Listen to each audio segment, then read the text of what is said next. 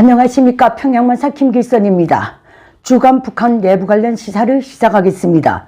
김정은의 일일 지시문이고 북한 노동당의 일일 지령서인 노동신문과 노동신문을 유일한 언론 활동의 기준으로 하고 있는 기타 북한의 언론 보도물들을 분석해서 이번 주 주제를 이렇게 선정했습니다. 첫째, 전체 인민이 수령 즉 김정은과 사상도 감정도 의지도 하나가 되라는 김정은과 노동당의 사상선전 속내를 분석해 드리겠습니다. 둘째, 새벽부터 벌어지고 있는 소위 청년 탄원 노름 실상을 분석해 드리겠습니다. 셋째, 김정은과 노동당이 새해 벽두부터 목청을 돋구고 있는 소위 혁명적 대중운동의 형태에 대해서 분석해 드리겠습니다. 다음 네 번째로는 김정은이 2018년 미 합중국 전 국무장관이었던 폼페이오에게 했던 중국 관련 발언들을 그 내용을 분석해 드리겠습니다. 그럼 먼저 전체 인민이 김정은과 사상도 감정도 의지도 하나가 되자는 김정은과 노동당이 사상선전 속내를 분석해 드리겠습니다. 김정은과 노동당은 주간 노동신문을 통해서 거의 매일같이 전체 인민이 김정은과 사상도 감정도 의지도 하나가 되어야 한다고 강변하면서 그 명분을 이렇게 선전했습니다. 전체 인민이 수령이 준 혁명사상, 수령이 준 풍부한 감정 정서, 수령이 준 불굴의 의지를 가지는 것은 자기 수령을 닮은 유일하고 훌륭한 인민이 되기 위한 근본 조건이다. 북한 주민들을 얼마나 미천하고 몽매한 노예로 봤으면 이런 망발을 21세기에 채청하고 있겠습니까?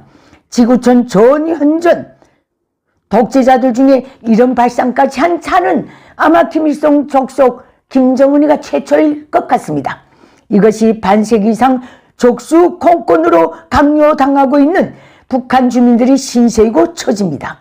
김일성 김정일도 감히 공개적으로 하지 못했던 김정은을 닮은 유일하고 훌륭한 인민이 되자는 방발을 강요하고 있습니다. 이것은 무슨 뜻인가? 쌓이고 쌓인 북한 주민 사이의 불행과 잠재적 분노가 오늘날에 와서는 내외의 어떤 자그마한 변수가 발생해도 폭발할 수 있는 일촉즉발로 가고 있다는 뚜렷한 반증입니다. 그래서 김정은은 지금 나 김정은이 없어지면 나를 닮은 너희들도 다 같이 죽는다는 날강도적인 논리로 북한 주민들에게 이렇게 강요하고 있다는 점 말씀드립니다. 다음 두 번째입니다. 김정은과 노동당이 새해 벽두부터 청년 동맹을 내세워서 벌려놓고 있는 소위 청년 탄원 노름을 분석해 드리겠습니다. 김정은과 노동당은 이번 주 사회주의 애국청년동맹 중앙위원회를 내세워서 전국의 청년동맹 조직들의 고소문을 발표하도록 하고 이를 관철하기 위한 청년 골기대회를 북한 전역에 벌려놨습니다. 이 춥디 추운 1월달에 말입니다.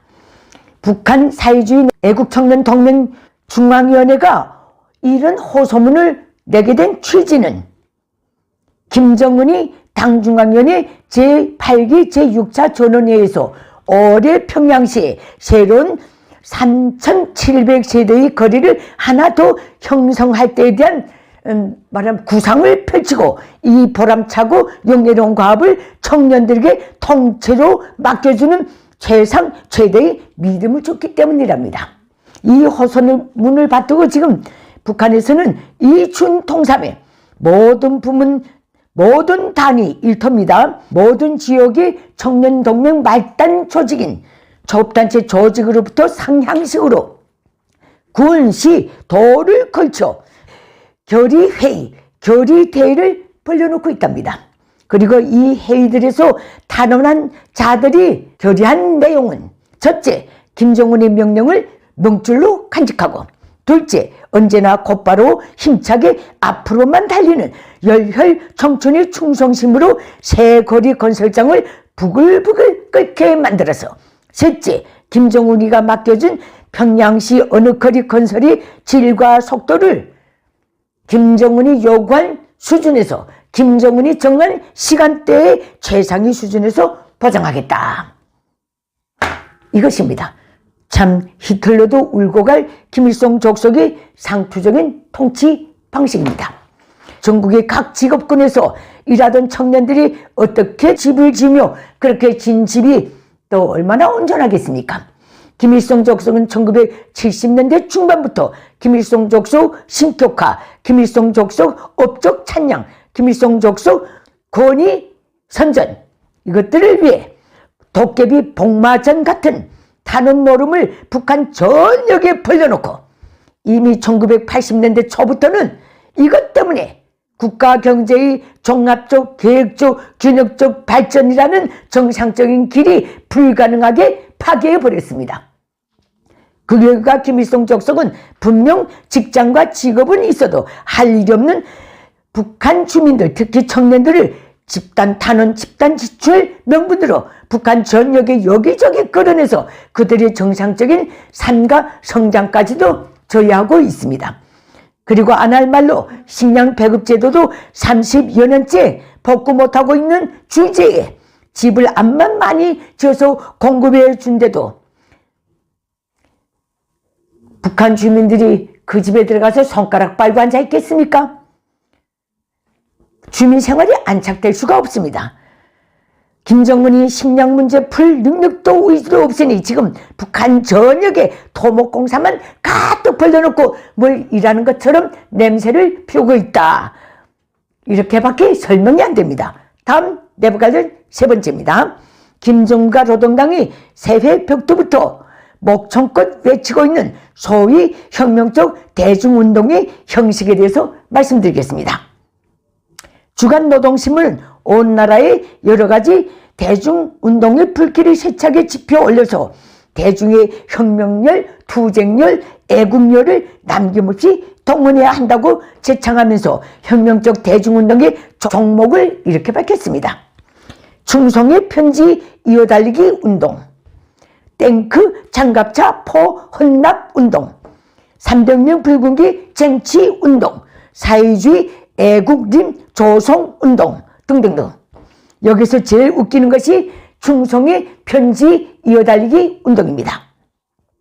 이 운동은 1972년 4월 김일성의 소위 탄신 60돌 기념으로 일본의 저청년이 제일 먼저 시작한 행사입니다. 그때 일본으로부터 60여 명의 저청년 청년들이 오토바이를 타고 어깨에 시뻘건 색깔이 김일성께 드리는 충성의 편지라는 그 띠를 두르고 평양시에 들어서던 그들의 모습을 보고 평양 시민들이 정말 일본에서부터 오토바이를 타고 여기까지 왔어? 하고 놀라던 광경이 지금도 눈에 선합니다.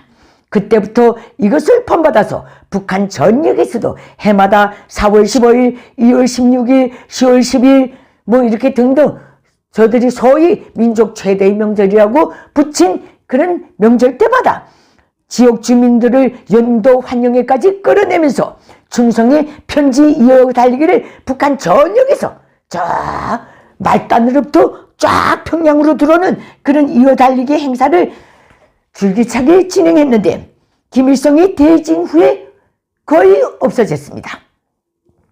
그런 것을 지금 김정은이 다시 복원해서 또 하겠다고 하니 웃음만 나옵니다. 얼마나 되는 일이 없으면, 얼마나 자기 신격화가 역부족이었으면 김정일 때 던져버린 충성의 편지 이어달리기까지 어느 2023년에 꺼내들었겠습니까? 다음 북한 관련 네 번째입니다.